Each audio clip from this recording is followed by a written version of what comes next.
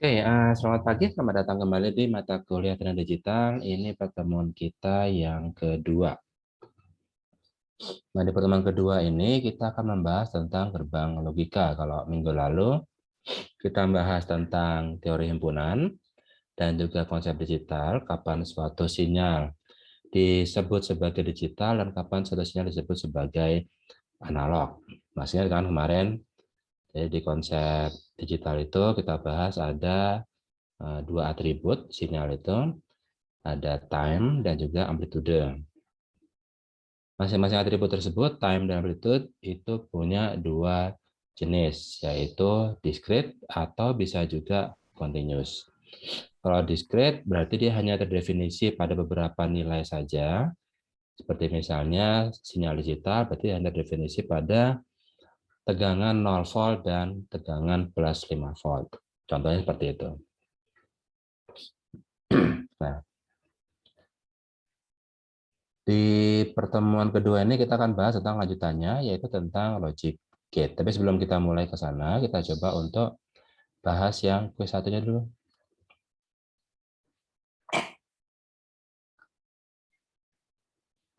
Kita coba saja preview quiz.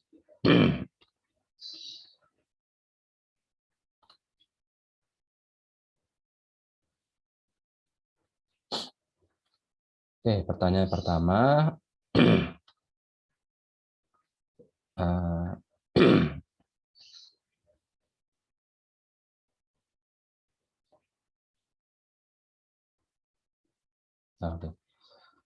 Saya punya dua buah himpunan, A dan B. A-nya 1, 2, 3, B-nya 1, 2, 3, 4.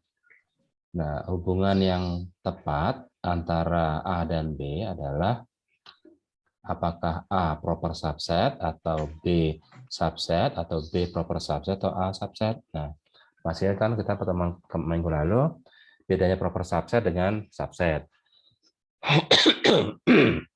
Kalau subset, dia pasti lebih kecil daripada yang di luarnya. Nah, kalau proper subset, dia bisa sama. Nah, di sini A 1, 2, 3, B 1, 2, 3, 4. Berarti B punya satu elemen, yaitu 4, di luar dari himpunan A. Berarti A adalah subset dari B. Berarti yang benar adalah ini. Tapi A bisa juga dibilang proper subset. Jadi benar jawabannya ada dua. Kenapa proper subset? Ya karena A tetap masih di dalamnya B. Karena proper subset menyatakan dia bisa sama, bisa juga lebih kecil. Nah, ini lebih kecil, berarti termasuk kategori proper subset juga. Tapi kalau B-nya cuma 1, 2, 3, nah itu baru dia nggak mungkin subset, tapi hanya proper subset. Oke, lanjut. A memiliki anggota 1, 2, 3. The power set of A adalah ya tinggal 2 pangkat jumlah elemennya. Atau 2 pangkat 3 yaitu 8. Karena anggotanya adalah pertama himpunan kosong, terus himpunan yang anggotanya cuma 1, himpunan 2, himpunan 3, himpunan 1, 2, himpunan 1, 3, himpunan 2, 3, dan himpunan 1, 2, 3. Ada 8. Lanjut. A 1, 2, 3, B 3, 4, 5. Berarti ada satu elemen yang beririsan, yaitu 3. Pertanyaan adalah A union B adalah gabungan, berarti 1, 2, 3, 4, 5. Semuanya, ini jawabannya. Karena union, gabungan. Tapi kalau irisannya, intersection-nya adalah 3.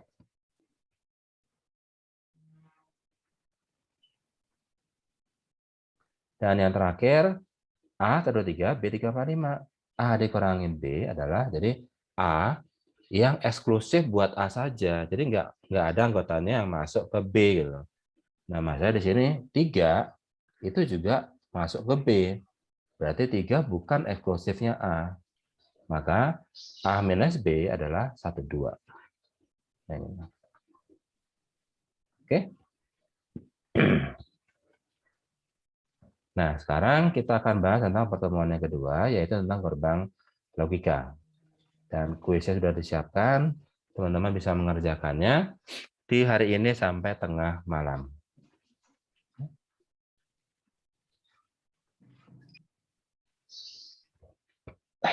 Oke.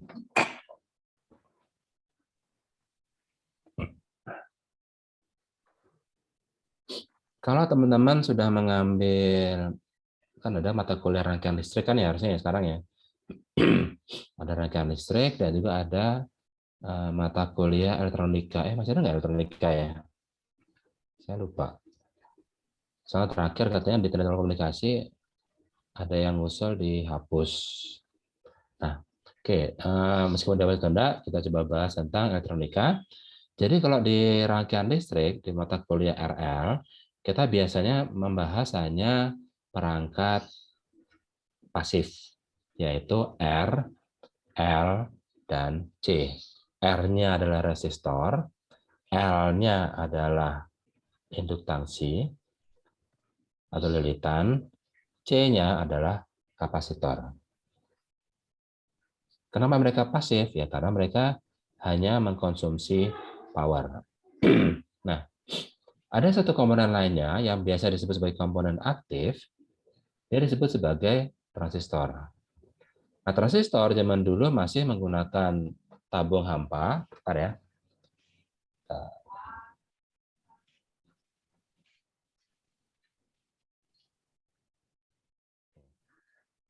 Jadi kalau zaman dulu sebelum ada transistor itu kita menggunakan tabung hampa atau vacuum tube. Nah, vacuum tube itu lumayan besar ukurannya. Jadi mungkin sekitar inilah besarnya.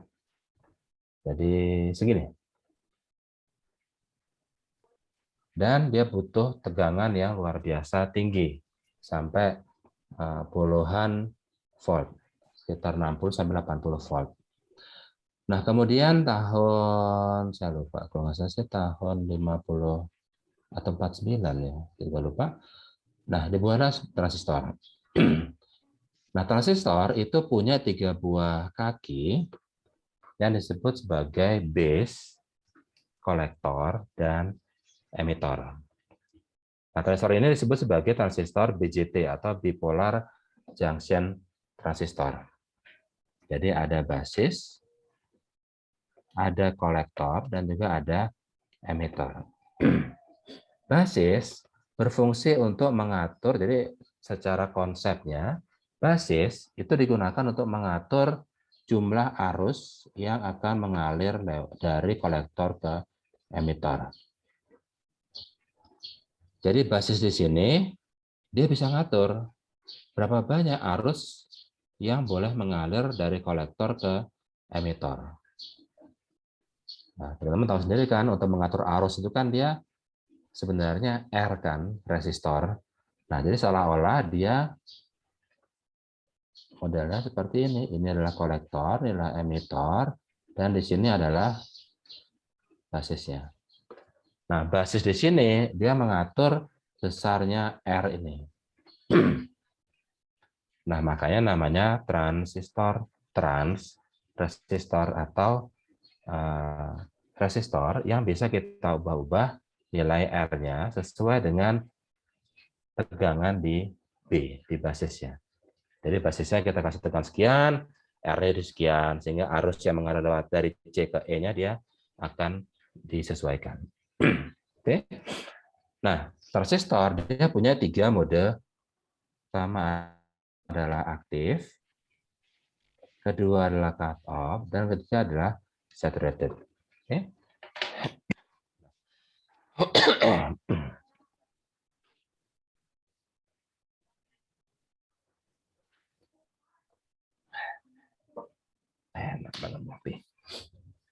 Nah, tapi sebelum kita masuk ke transistor, kita coba flashback dulu ke belakang, yaitu mulai dari yang namanya semikonduktor.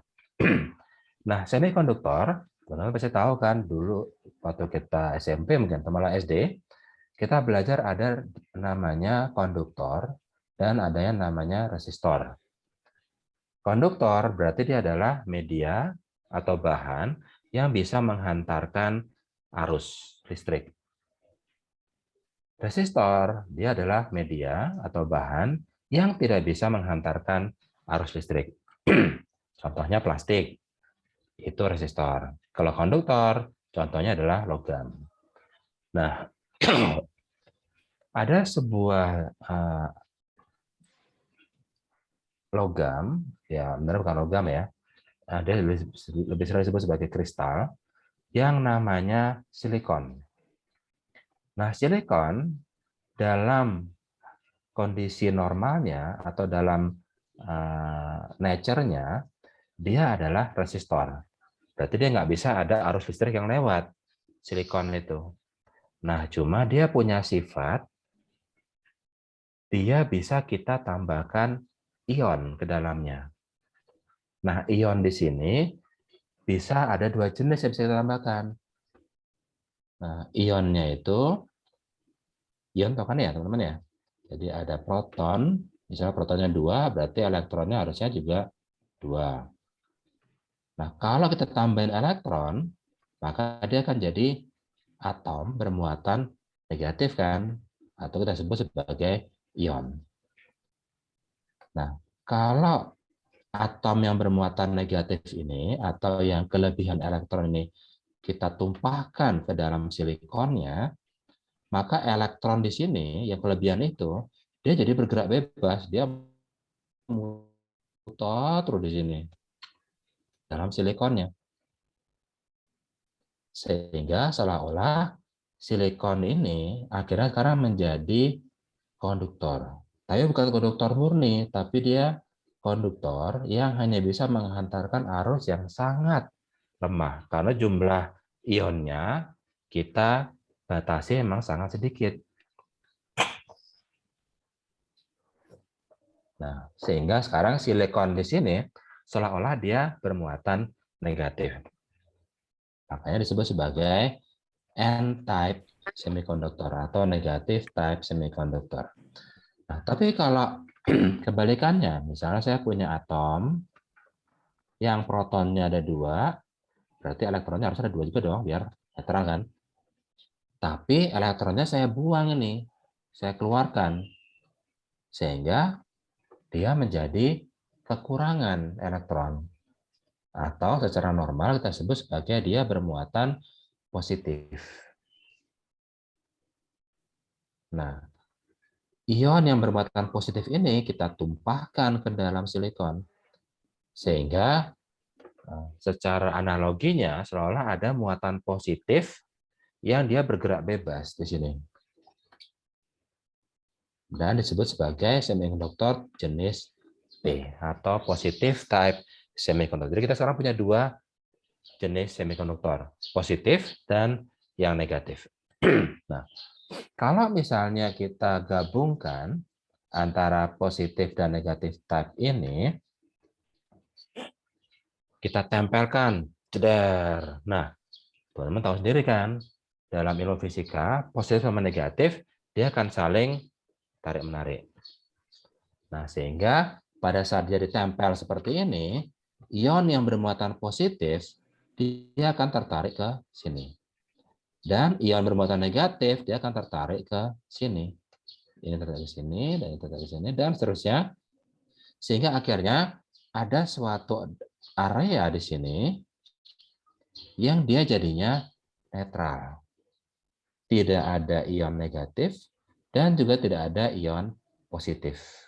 Ini dalam kondisi normalnya. Begitu kita tempel, jeder, maka ion-ion yang positif dan negatif itu, yang sangat berdekatan itu, dia akan saling lompat. Sehingga dia membentuk suatu daerah yang netral. Nah, ini disebut sebagai daerah junction.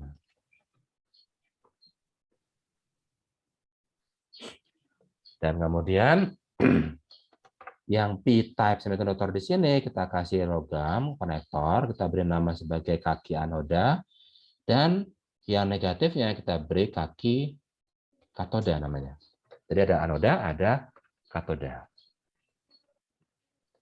Nah, kemudian kita coba memberikan suatu tegangan dengan polaritas seperti ini. Positif kita tempelkan ke anoda, negatifnya baterai kita tempelkan ke katoda.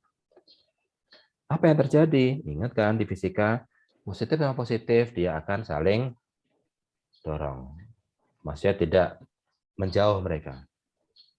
Jadi polaritas positif di baterai di sini dia akan mendorong, memberikan push ke ion-ion positif di sini sehingga dia makin mendekati ke junction. Begitu juga yang polaritas negatif, dia akan mendorong ion-ion negatif di sini mendekati ke junction. Nah, terus apa yang terjadi? Nggak ada terjadi apapun. Dia cuma makin mendekat saja, seakan-akan dikompres. Tapi begitu kita tambahkan baterainya, daya dorong positif negatif ini sudah semakin besar, sehingga akhirnya dia ion-ion di sini berhasil menembus junction. Sehingga dia menjadi bergerak seperti ini. Sehingga seolah-olah ada arus yang bisa mengalir. Jadi ada arus mengalir dari sini ke sini. Dan inilah yang disebut sebagai forward bias. Jadi syaratnya adalah tegangannya harus cukup dan anoda harus diberikan tegangan atau polaritas positif. Ya, nah itu akan menjadi forward bias. Nah forward bias berarti dia arusnya akan mengalir.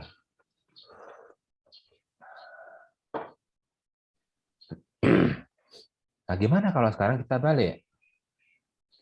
Reverse bias. Sekarang yang polaritas negatif justru diberikan ke anoda, polaritas positif diberikan ke katoda. Apa yang terjadi? Nah, negatif dan positif kan dia tarik-menarik kan? Maka dia akan jadi seperti ini. Jadi seakan-akan sekarang junction-nya itu malah jadi semakin lebar. Dan tidak ada arus yang bisa mengalir jadinya. Maka dia langsung ngeblok diodanya. Dan ini disebut dioda ya. Dan ini disebut sebagai reverse bias.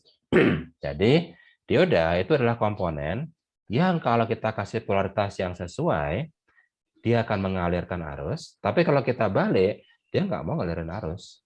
Dia akan jadi resistor murni. Itu dioda. Oke?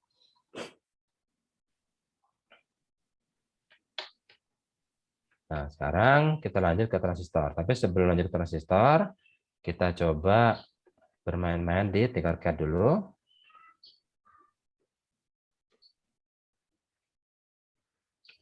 Saya udah bikin kelas ya di sini ya. Kelas buat teman-teman coba cek dulu. Oh ya udah. Oh, udah 29 student. Makasih sudah join. Sirkuit. Kemudian create aja. Maaf ya kalau saya batok-batok. Kan nggak nularin kan lewat online gini. Oke. Pertama adalah baterai. Kita perlu baterai. Kemudian apa lagi? Kita perlu LED.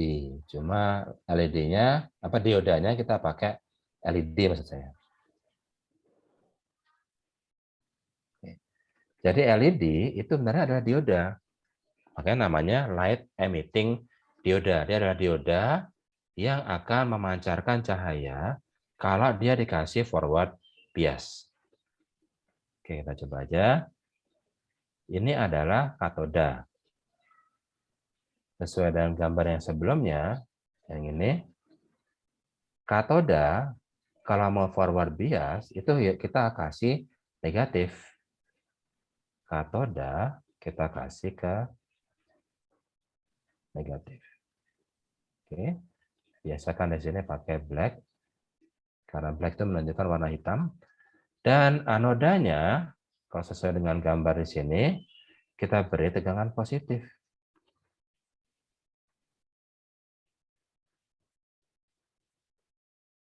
Dan kita beri warna merah. Oke, sekarang kita coba aja, apakah dia akan menyala. Menyala tuh. Stop lagi ya. Tuh, jadi mati. Nyala lagi, mati lagi. Gimana kalau tegangannya kita tambahkan? Yuk, kita tambahkan. Dia jadi 2 baterai. Nyala, cuma pecah. Karena di sini dibilang, saya terlalu besar arusnya mengalir 136 mA. Padahal saya cuma bisa maksimum 20 mA. Oke, stop. Kasihan.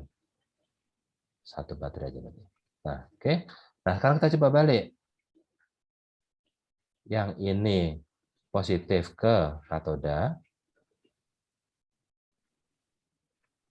Yang negatifnya justru ke anoda, sehingga dia reverse bias. Start simulation, nggak nyala. Karena dia jadi reverse bias. Kita tambahin coba baterainya, 2. Sama aja, tidak ada arus yang mengalir. Coba digedein lagi, 4 sekarang. Sama aja, enggak masalah. Mau dikasih tegangan berapapun, dia tetap akan jadi resistor. Oke. Nah, itu sedikit tentang dioda.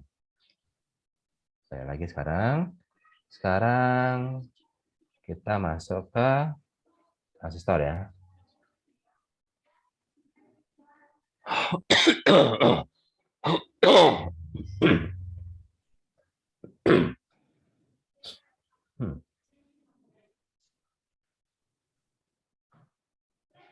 Sepertinya video saya putus-putus ya.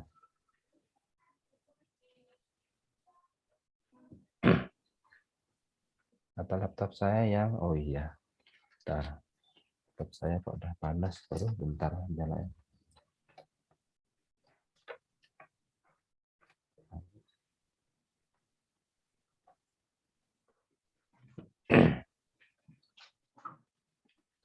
Oke, di transistor dia sebenarnya adalah gabungan dari 2 dioda. Jadi sebenarnya kalau kita gambarkan, dia modelnya sebenarnya seperti ini. Dia adalah base, di sini dialah dioda, ini simbol dioda, dan di sini juga simbol dioda. Ini kolektor, ini emitter. Jadi sebenarnya mirip seperti ini. Cuma kedua buah dioda itu dia ditempel. Sehingga dia jadi 3 lapisan. Kayak sandwich. Ini jadi apa? N-nya, ini N-nya, ini P-nya, patty-nya apa? Dagingnya di sini. Cuma P-nya atau patty-nya itu tipis banget. Jauh lebih tipis dibandingkan dengan N-nya. Jadi bayangkan ini seperti sebuah burger, tapi bun-nya atau rotinya itu tebal banget. Dan dagingnya itu tipis banget. Oke. Nah, sekarang pada saat dioda antara base dan emitter, ini kan dioda kan ini sebenarnya dari base ke emitter ini. Jadi dioda yang ini, saya berikan forward bias, seperti ini. Ternyata kalau dioda base emitter ini kita berikan forward bias, ternyata kolektor dia ingin ikut-ikutan nembus, ngasih dia arus yang jauh lebih besar dibandingkan dengan arus yang mengalir dari base ke emitter. Jadi kalau di sini hanya sekitar misalnya 10 mikroampere, maka arus yang mengalir dari kolektor ke emitter di sini ini bisa sampai misalnya 10 miliampere. Sehingga seolah-olah dia terjadi penguatan arus sebesar, jadi amplification-nya adalah 10 miliampere dibagi dengan 10 mikroampere atau sama dengan 10.000 mikroampere, kan mili sama 1000 mikro kan, atau 1000 kali. Jadi amplification-nya seolah dia jadi 1000 kali, meskipun dalam kenyataannya sangat sulit mencari transistor yang penguatan sampai 1000 kali. Biasanya kita hanya bermain di angka 10 sampai 20 kali. Soalnya kalau 1000 kali dia terlalu besar. Dan terlalu besar biasanya dia noise-nya terlalu tinggi. Cuma itu materi elektronika. Oke. Nah, sekarang karena amplifikasinya 1000 kali, gimana kalau misalnya arus yang saya masukkan lewat base ke emitor ini saya perkecil, misalnya jadi 1 mikroampere.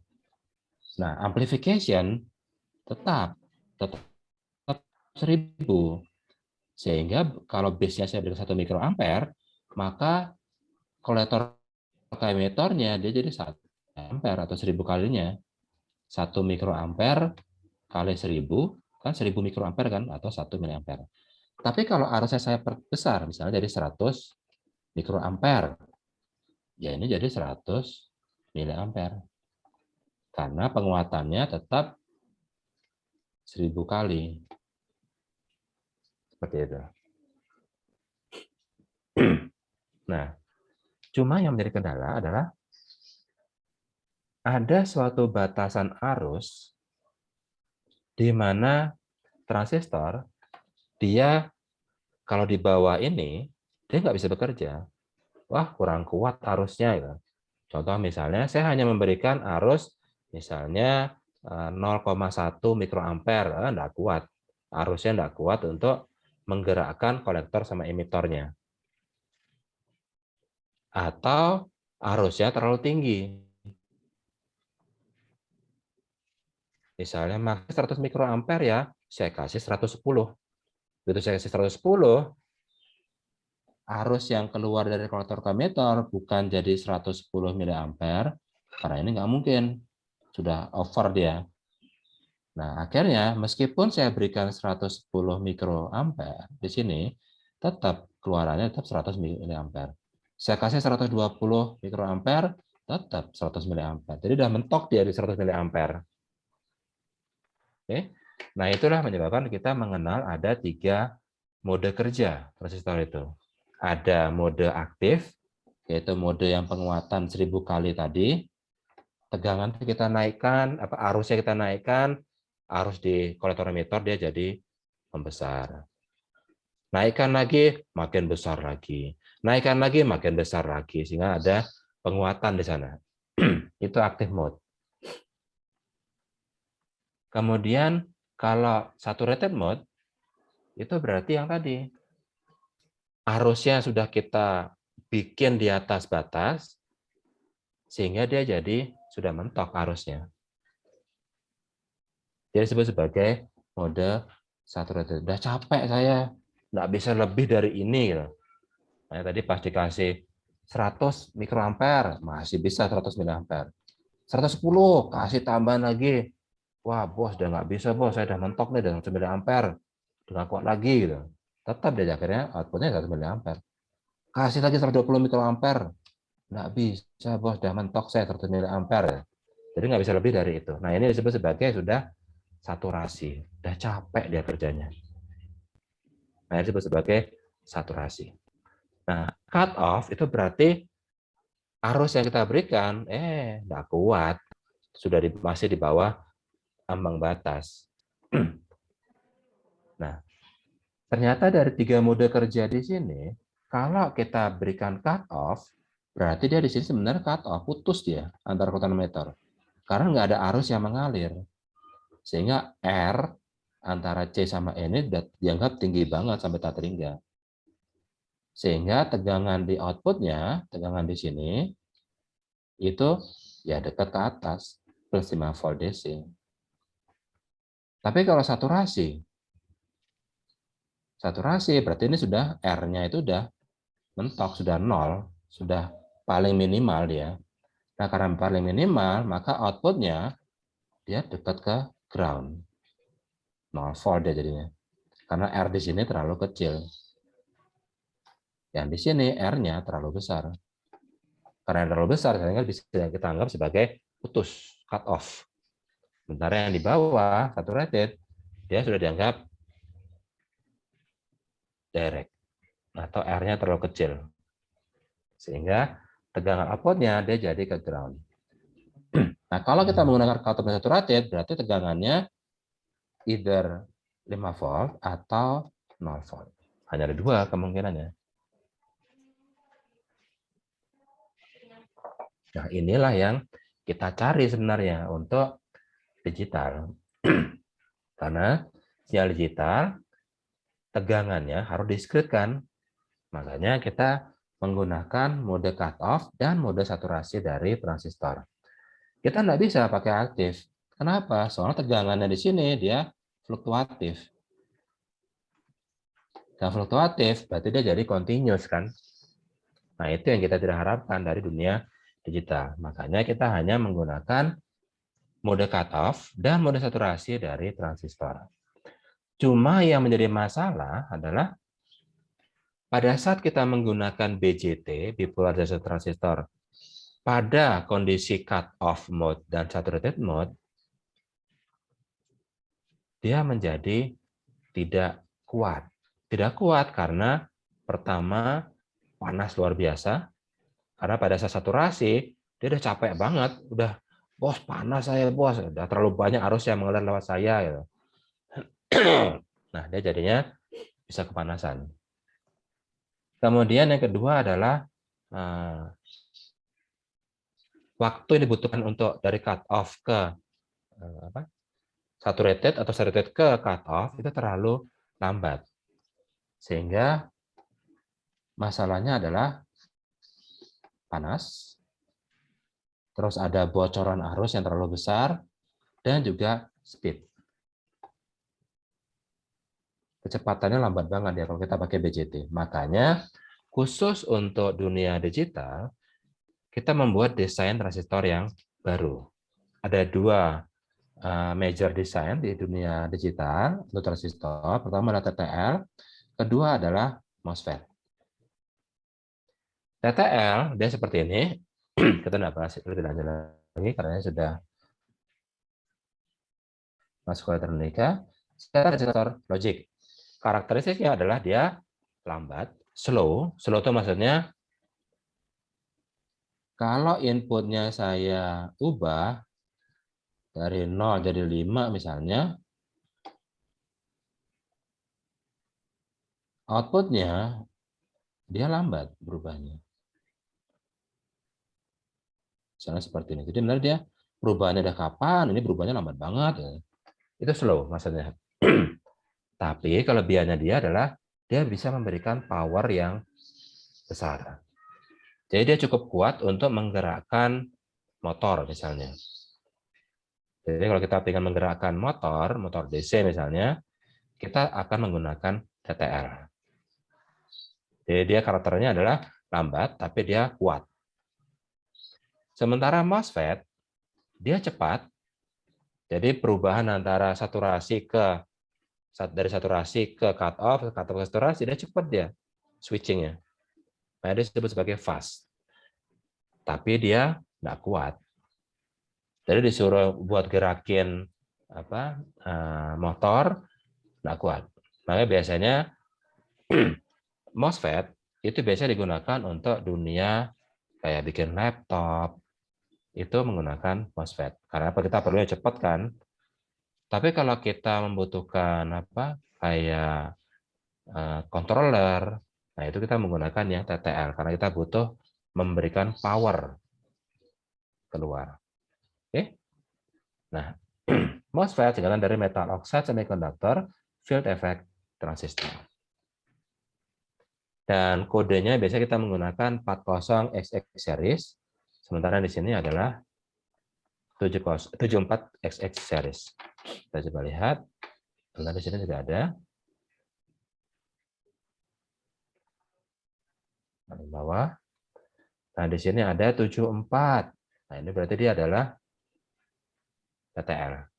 74 TTL, TTL. Semua TTL kayaknya sini. Di sini nggak ada yang 40. Ya, TTL semua.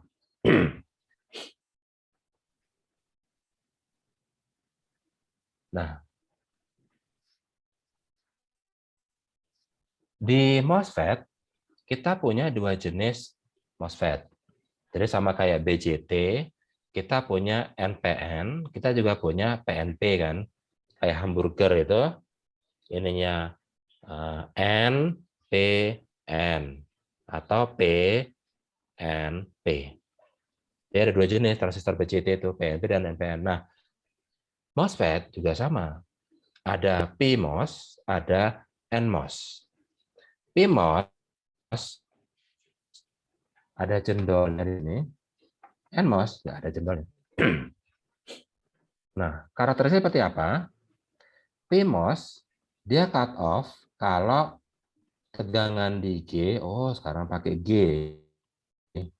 bukan lagi base, kolektor, emitter, tapi jadi gate, source, dan drain. Happy birthday.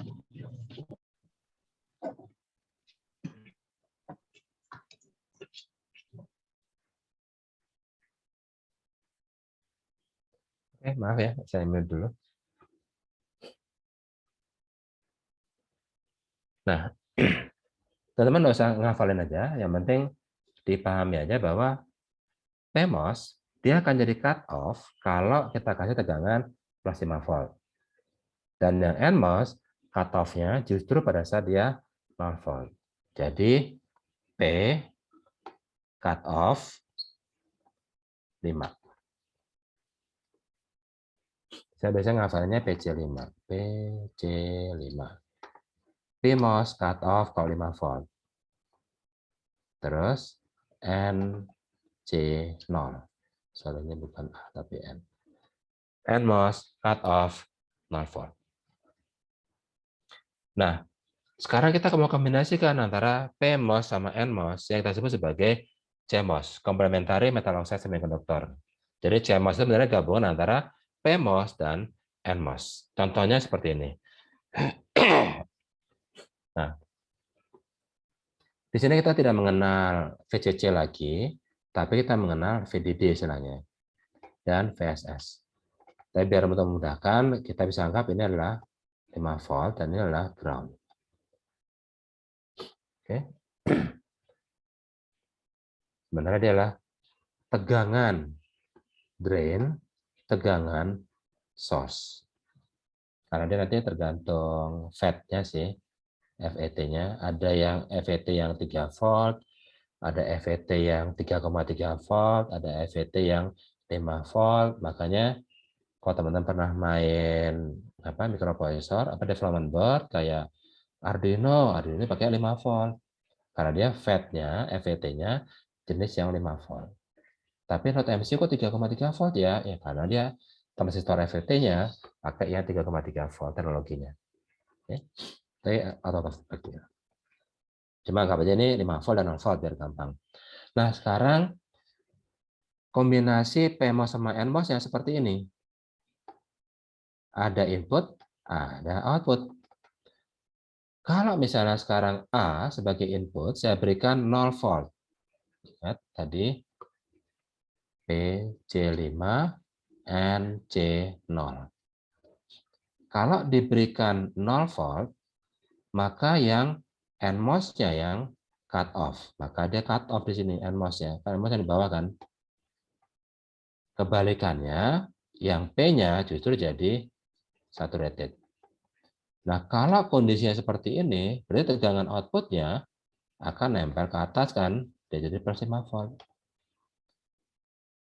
Jadi dikasih 0 volt di inputnya, outputnya malah kebalik, 5 volt.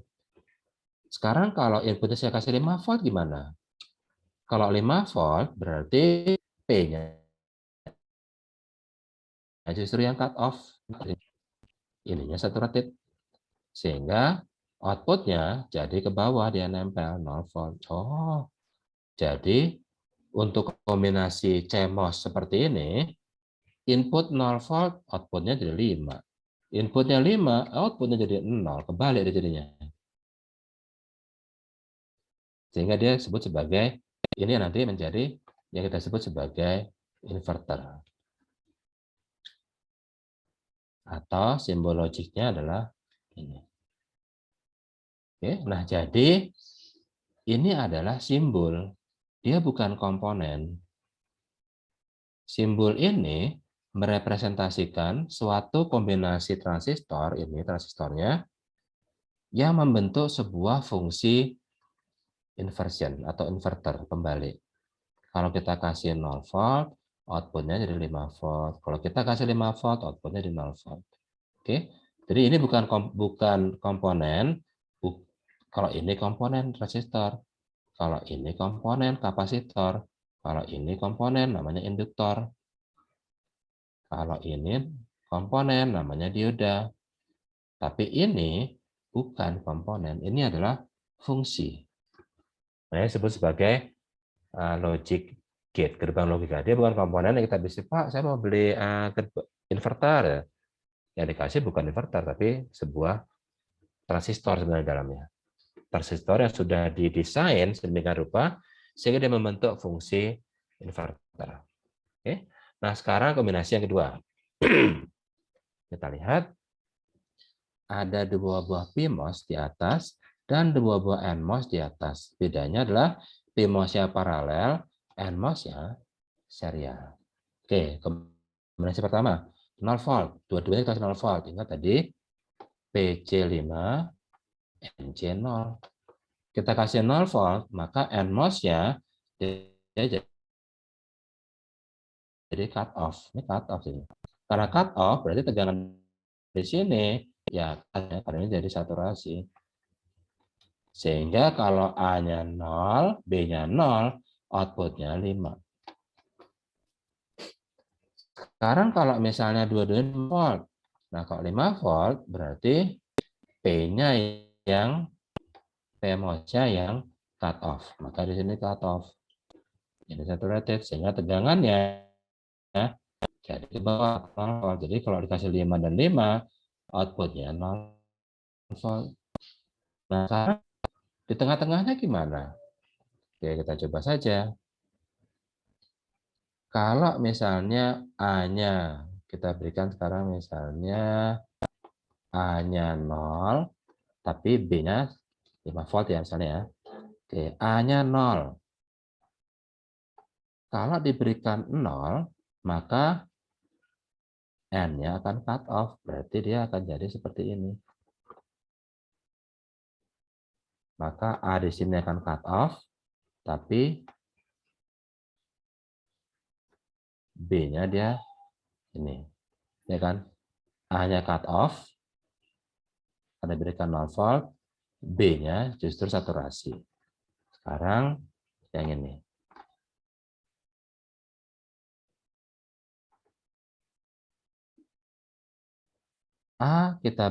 B kita kasih 5 volt. Kalau dikasih 5 volt, kalau B dikasih 5 volt, maka PMOS yang B, yang ini, dia jadi cut off. Maka ini cut off. Tapi ini jadi saturasi. Sehingga tegangan di sini jadi kemana? Tetap ke atas. Sehingga kalau A-nya 0, B-nya 5, outputnya tetap 5 volt. Dan hal yang sama juga berlaku. A-nya 5, B-nya 0, outputnya 5 juga. Sehingga dia, kalau kita berikan sebuah tabel lebih sederhana, 0, 0, 1. Jadi kita akan 5 volt 1. 0, 1, 1. 1, 0, 1. 1, 1, 0. Nah, ini adalah sesuatu yang kita sebut sebagai fungsi dari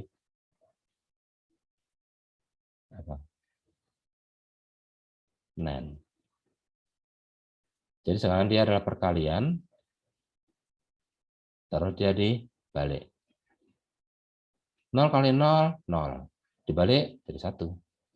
0 kali 1, 0. Dibalik jadi 1. 1 kali 0, 0. Dibalik jadi 1. 1 kali 1, 1. Dibalik jadi 0. Nah, ini adalah fungsi logika NAND. Oke. Oke, kita coba dulu sebelum lanjut lagi.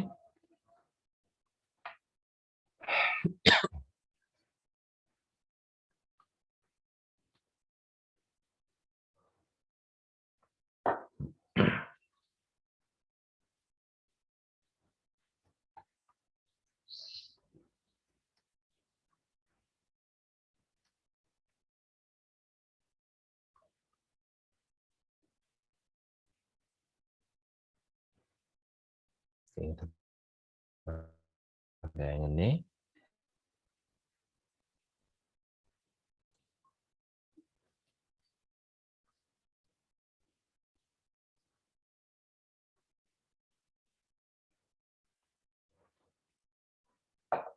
Oke. Di sini saya menggunakan 74. Jangan dulu. Kita pakai sederhana dulu ya. Kita pakai inverter dulu. Kalau dia inverter, ini dia.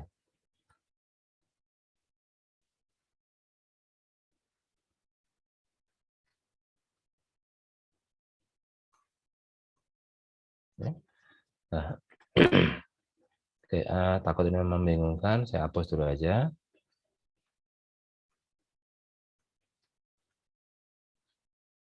Oke. Nah, ini adalah 7404. 7404 itu ya adalah hex inverter. Kita coba lihat ada apa di dalamnya. 7404. Pin out. Nah, dia modelnya seperti ini.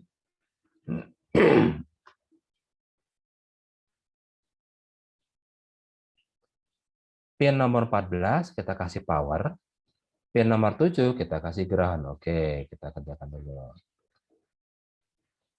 Inilah pin nomor 14, kita kasih power. Powernya adalah yang positif berarti.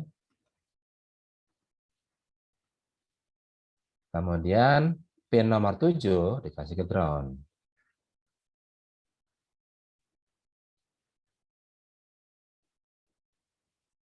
Nah, negatif dulu. Apa hitam maksudnya. Oke. Berarti sekarang kita sudah memberikan power ke 7404 yang isinya adalah 1 2 3 4 5 6 buah gate inverter, logic gate inverter. Kita coba salah satu aja. Misalnya yang 12 sama 13. 13 inputnya, 12 jadi outputnya. Oke, berarti kita ini adalah input, ini adalah output. Oke, kita coba sekarang.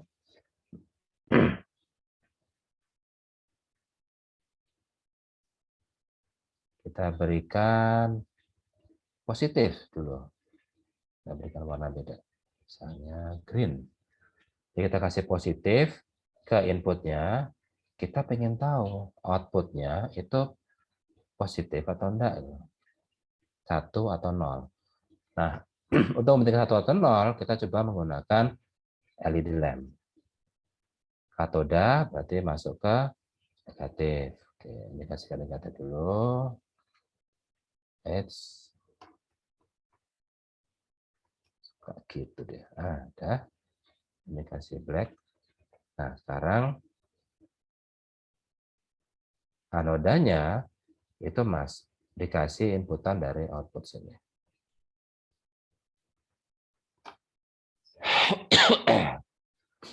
Oke, sekarang kita coba start simulation door. Kok nggak nyala? Ya, karena dia adalah inverter yang kalau inputnya kita berikan positif atau 1, outputnya jadi 0 dong. Makanya dia jadi nggak nyala. Tapi kalau kita balik, misalnya inputnya kita berikan ke negatif, berarti kan 0. Inputnya 0, outputnya akan jadi 1. Maka dia akan menyalakan lampu LED ini. seperti ini. Cuma dia jadi meledak. Kenapa? Arusnya terlalu besar.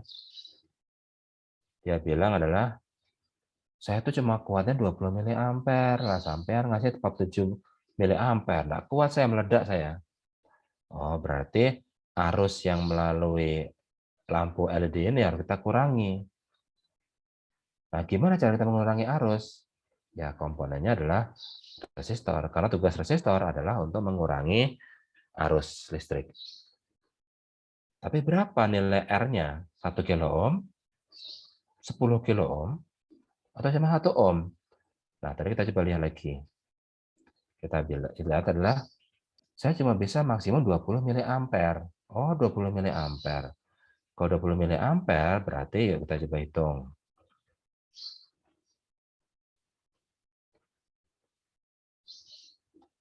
V sama dengan I kali R. Berarti R sama dengan V dibagi I kan. Tegangannya adalah 4,5 volt. Tadi kita cuma pakai 3 baterai kan. Terus I-nya mintanya 20 miliampere.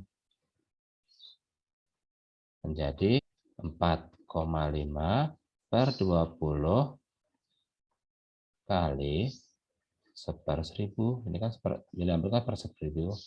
Berarti sama dengan 4,5 per 20 kali 1000. Atau sekitar berapa? 2,225 ya. 0,225. Jadi R-nya adalah 0,225 kali 1000 ohm. Atau 1000 kasih sini, ya jadi 225 ohm. Oke, kita coba sekarang. Keep. Berarti R di sini nilainya adalah 225 ohm.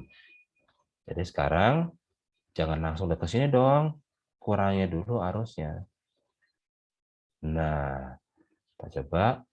Nah, baru dia sekarang bisa menyala dengan baik tanpa ada yang meledak. Stop simulation. Kita coba balik lagi. Nggak nyala.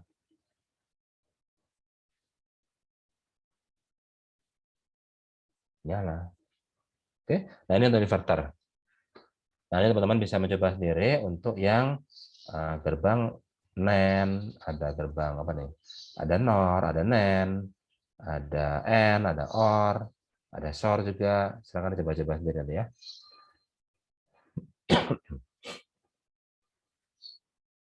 Kita lanjut lagi.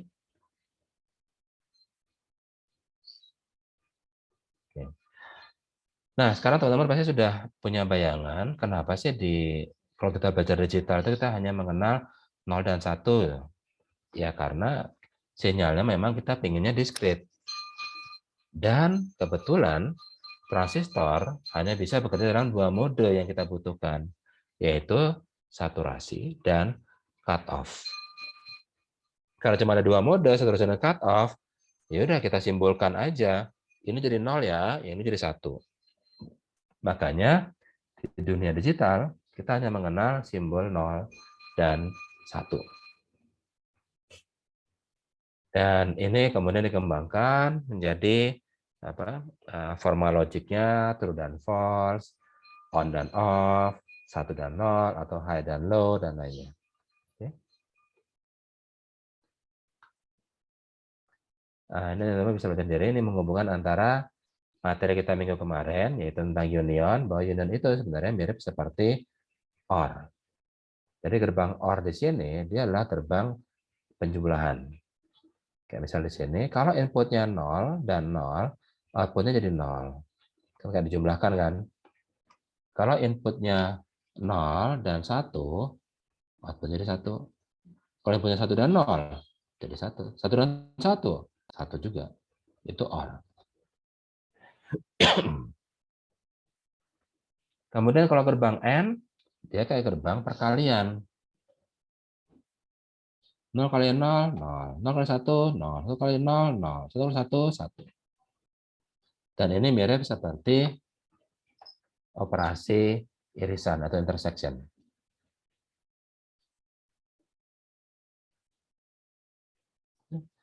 Kemudian kalau komplement gimana? Nah, ini inverter tadi.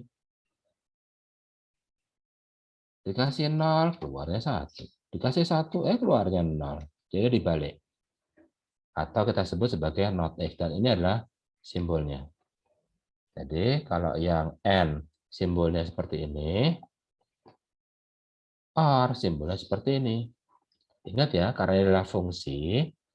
Kamu tahu sendiri kan, kalau fungsi itu inputnya bisa banyak, tapi outputnya cuma ada 1. Namanya juga fungsi. Kayak misalnya fungsi dari A, B, C. Itu berarti di sini ada A, ada B, ada C. Tapi outputnya cuma ada 1. Nah, sama seperti di OR di sini, outputnya cuma 1, inputnya bisa banyak. N juga demikian, outputnya pasti cuma 1. Karena dia fungsi logika. Inputnya bisa banyak. Outputnya tetap 1. Inputnya kebetulan di sini cuma 1. Nah, NOR, nah dia mirip seperti yang OR tadi, dia dijumlahkan, 0 tambah 0, 0. Dibalik jadi 1. 0 tambah 1, 1. Dibalik jadi 0. 1 tambah 0, 1. Dibalik jadi 0. 1 tambah 1, 1. Dibalik jadi 0. Oke. Nah, simbolnya dia mirip seperti OR, cuma ditambahin ada cendolan di ujungnya. Dia menunjukkan dia adalah NOR. Nah, sedikit berbeda dengan pemahaman yang beberapa kelas yang sering ketukar. Sebenarnya NOR ini, jadi gerbang OR, dia sebenarnya adalah gerbang NOR yang ditambahin inverter. Jadi gerbang OR itu sebenarnya gerbang NOR yang ditambahin dengan gerbang inverter. Bukan kebalikannya. Jadi bukan NOR adalah OR ditambah inverter. Bukan seperti itu sebenarnya. Dalam real implementasi di transistornya. Justru kebalikannya, OR itu sebenarnya NOR ditambah inverter. Sama seperti NAND. Jadi sebenarnya inilah NAND. Dia sebenarnya, maaf, sorry salah. Oh iya.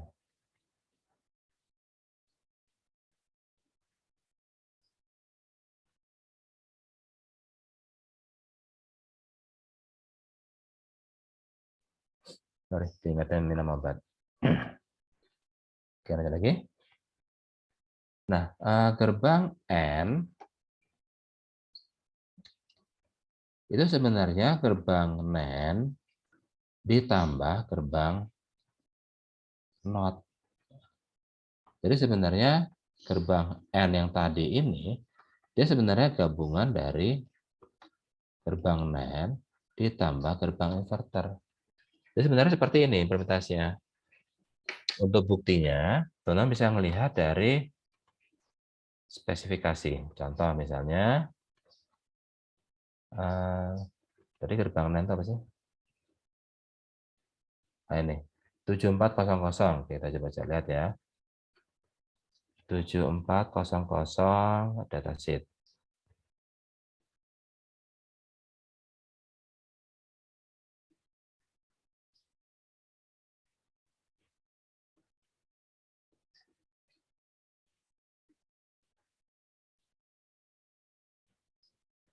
Mana dia? Ini.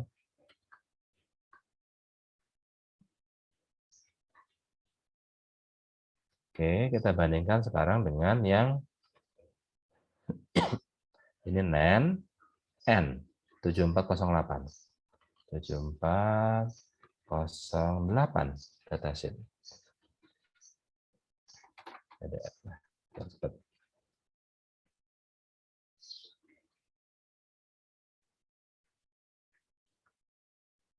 Oke.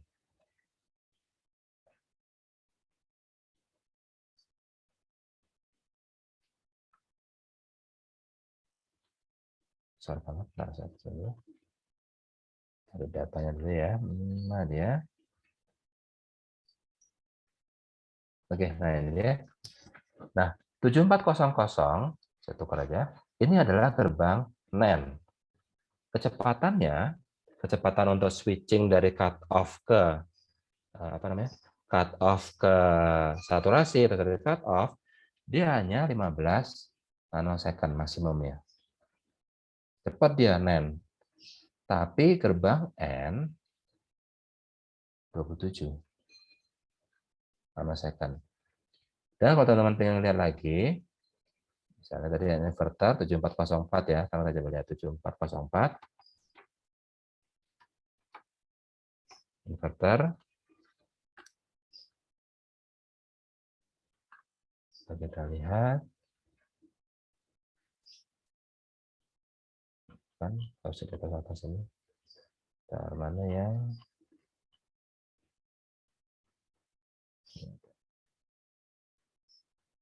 oh ini deh. Jadi yang satuannya detik. Nah ini. Dia adalah 22 nanosecond.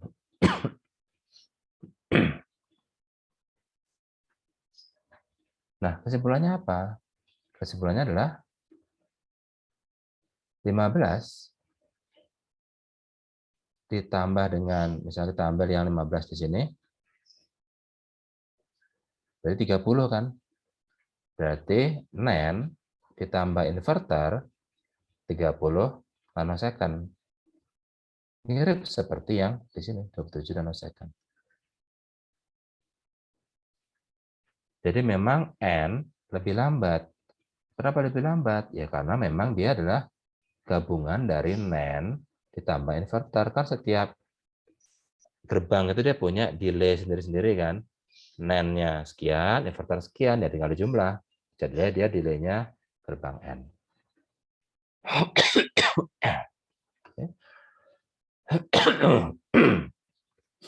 Lagi. Kemudian SOR. Nah, gerbang SOR mirip seperti gerbang OR,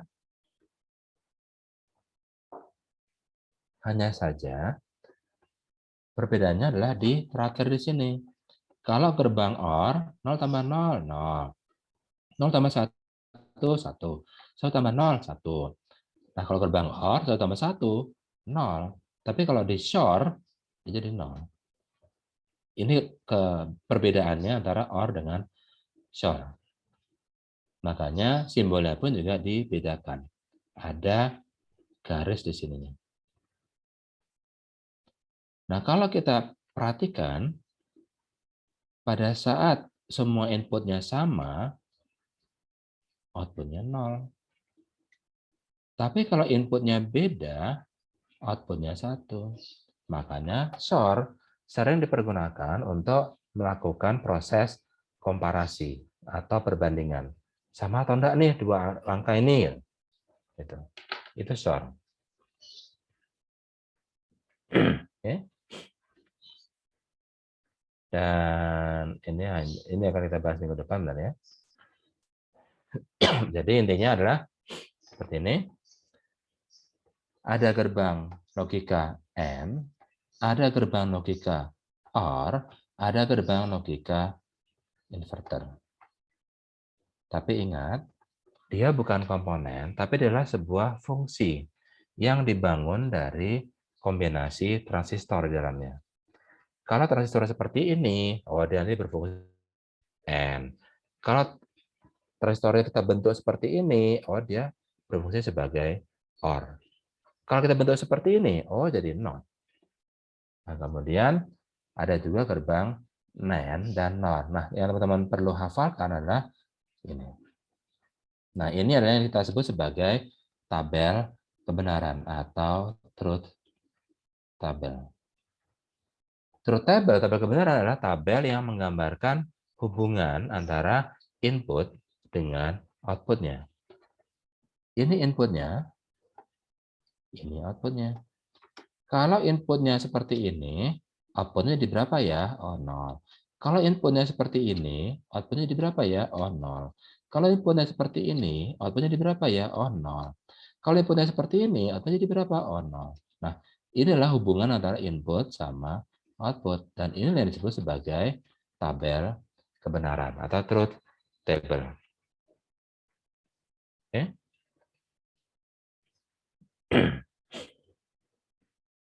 Nah, jangan lupa dengan simbolnya juga. Ini adalah simbol dari SOR. Ya, kemudian kalau N kita pakai N, OR kita pakai OR, NOT, inverter kita pakai NOT.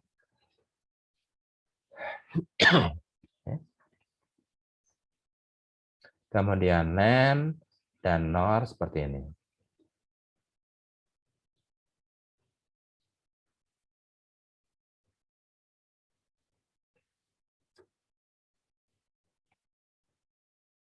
Dan dia juga bisa punya banyak input loh. Ya tadi kan kita bilang dia adalah fungsi logika. Outputnya pasti satu, tapi inputnya bisa banyak. Outputnya pasti satu, inputnya bisa banyak. Oke. Nah, sekarang kita coba ini. Bentar, ini topik minggu depan. Kenapa kita coba bahas sekarang?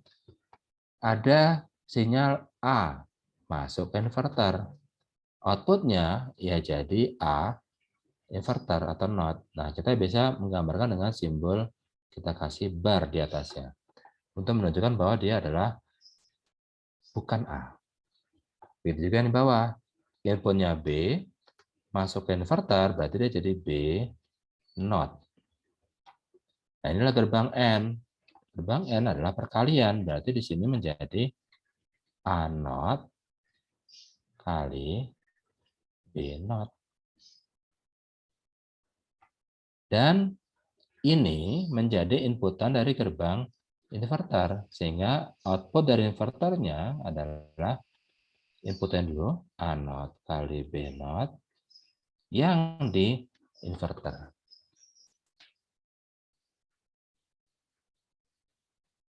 Oke.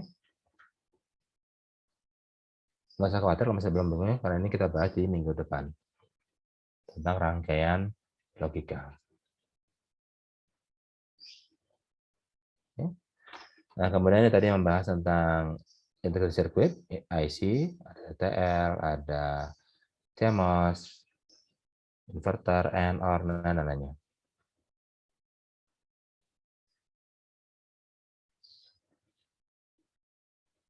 Oke, nah sekarang kita coba main-main dulu sebentar di itu. Ini sudah selesai nulisnya. Kita main-main di sini lagi. Nah, sekarang tadi kan kita pakai inverter kan.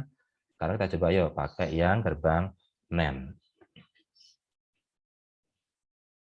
Atau gerbang N aja ya, biar enggak bingung.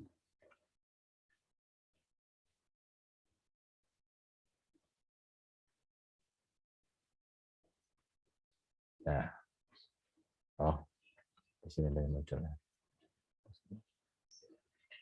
Oke, 7408 tadi sudah kita keluarin ya, 7408 itu. Sorry. 00 bukan.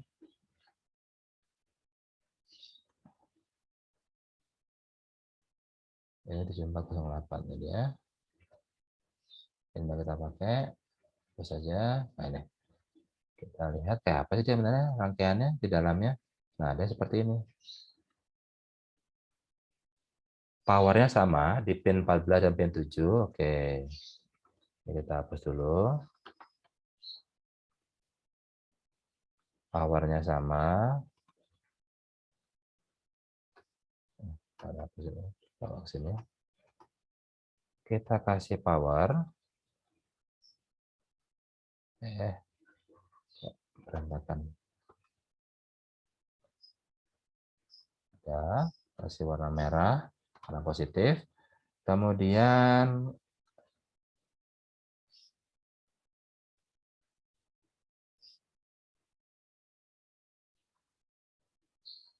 kasih ground dan dah. Sekarang berarti kita sudah memberikan power terhadap NAND gate. Ada 4 buah NAND gate di dalam 7408. AND gate, maaf. Yang ini. Kita mau pakai yang mana? Coba yang atas ya. Inputnya ada di pin 12 dan 13, outputnya di 11. Outputnya di sebelah sini dia outputnya. Kita berikan ke sini. Kita kasih warna hijau misalnya. Nah, karena ini jadi inputnya, ada 2 buah input sekarang. Nah, sekarang kita coba inputnya, coba yuk dua-duanya kita masukkan ke negatif. Kita kasih warna yang berbeda, misalnya blue.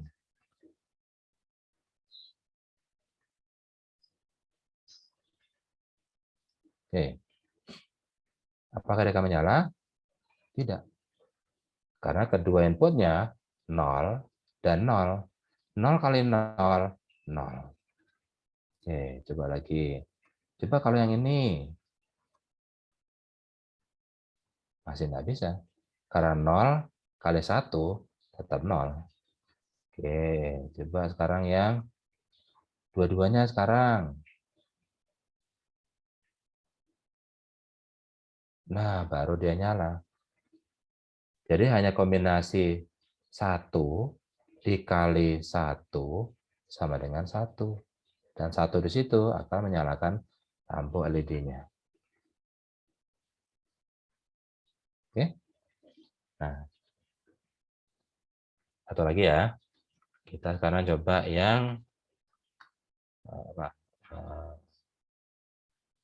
SOR coba sekarang. Oke. Kita kasih power dulu. Red.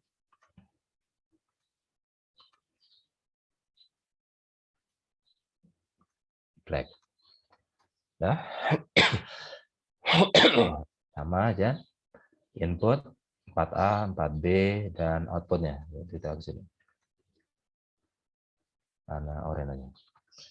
Ini masuk ke sini. Yes.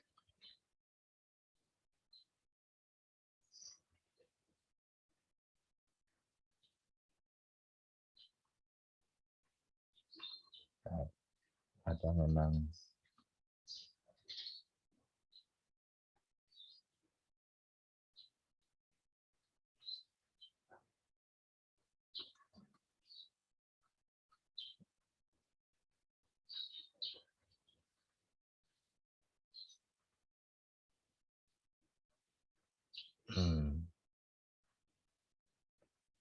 saya bermasalah.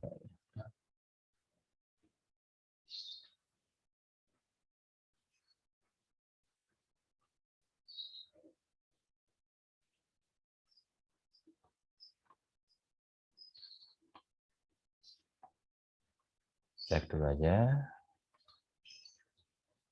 Jangan khawatir, dia langsung tersimpan kok di speaker card-nya.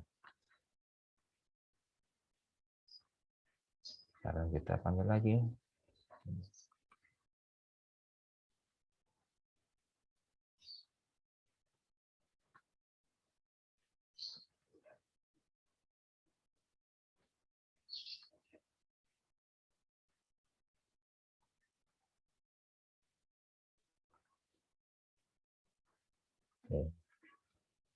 Tuh, kembali di para pelan. Nah,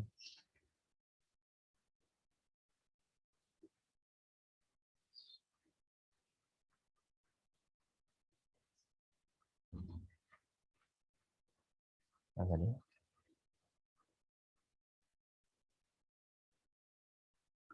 Ya benar ya, target ya, 7486. Oke, benar. Sekarang berarti tinggal kasih input. Oke, pertama 00 dulu semuanya. Start simulation. 0 tambah 0, 0. Mati.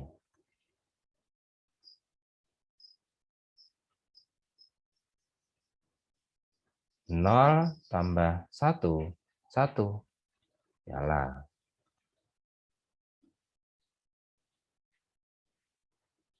Kita balik.